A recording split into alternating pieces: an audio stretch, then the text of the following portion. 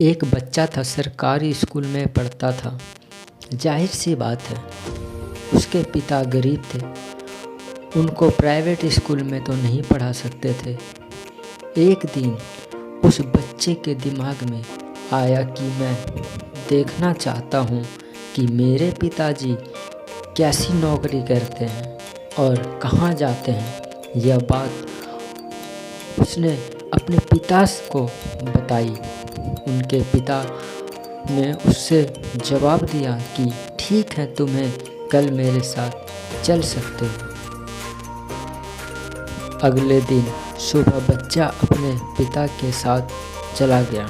जैसे ही वहाँ पहुँचा तो कुछ देर बाद उसने देखा कि उनके पिता बड़ी बड़ी आलीशान गाड़ियों की सफ़र करते हैं, यानी कि उनके पिता का काम महंगी महंगी गाड़ियों को साफ करना है।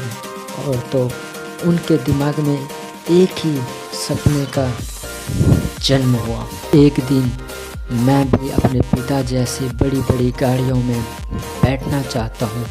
मैं चाहता हूँ कि यह ज़िंदगी भर इन गाड़ियों की सफाई करते रहें।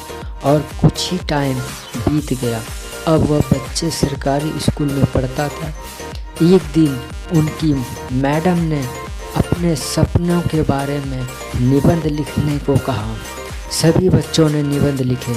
इस बच्चे की निबंध लिखने के बारी आई तो उनके दिमाग में सपना चल रहा था, उसी के बारे में लिख दिया। अब जब परिणाम की आई तो सभी बच्चों के पास कर दिया गया, लेकिन इस बच्चों को मैडम ने फेल कर दिया। अपने पास बुलाकर कहा कि जितना तुम्हारी औकात है तो उतना ही लिखो, जैसे तुम्हारे बस में ही नहीं, जो चीज़ तुम कभी कर ही नहीं सकते उसे लिखने से क्या फ़ायदा हो सकता है। तुम्हें इसके बारे में जानकारी नहीं है। मैं तुम्हें एक मौका देती हूँ, आज रात तुम निबंध पर फिर से लिखें आज रात को निबंध फिर से लिखो और अगले दिन मुझे वापस बताना। वह बच्चा रात भर सोचता रहा कि मेरी क्या गलती है, मैंने कोई गलती तो नहीं की वगैरह वगैरह। लेकिन अगले दिन सुबह उसने उसी निबंध पर अपनी मैडम को दे दिया, लेकिन क्योंकि उसका दिल नहीं मान रहा था, आखिरकार मैडम ने उसको फेल कर ही दिया और यह कहा कि अपने औकात से बाहर निकलने की कोशिश मत करो, जितनी चादर हैं उतनी ही पैर फैलाओ। तो वक्त बीत गया, साल गुजर गए, लेकिन वक्त पलट के ज़रूर लौट आता है और समय बड़ा बलवान होता है।